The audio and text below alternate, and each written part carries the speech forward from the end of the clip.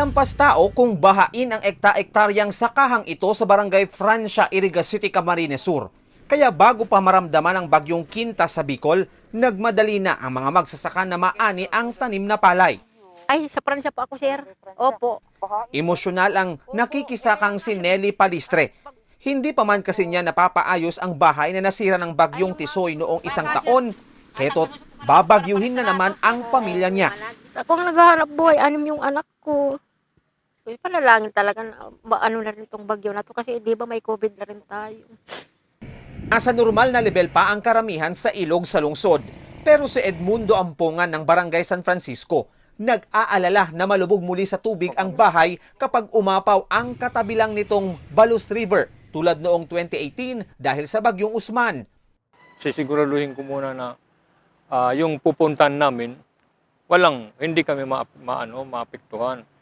Ayon sa Irigas CDRRMO, naka-standby na ang Task Force Kinta ng LGU para rumisponde sa landslide sa mountain barangays at baha sa Central Business District.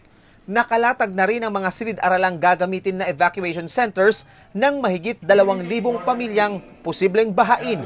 Kung mga schools, inopen man puan para po at kanang DepEd, para po ang evacuation center ta. However, anang gigibuon ta to avoid COVID, one family, one room. Isa sa ilalim sa rapid antibody test ang mga ililikas na naka-home quarantine dahil galing sa COVID-19 areas at may flu-like symptoms. Nasa COVID operations tayo. Ngayon po, si mga barangay, nakiusap po kami sa kanila dahil meron naman pong mga bahay na alam nila na may capacity. Parang i-adapt po nila yung mga kapamilya naman na possible na pwede nating i-evacuate. Magpapatupad ng preemptive evacuation ang LGU.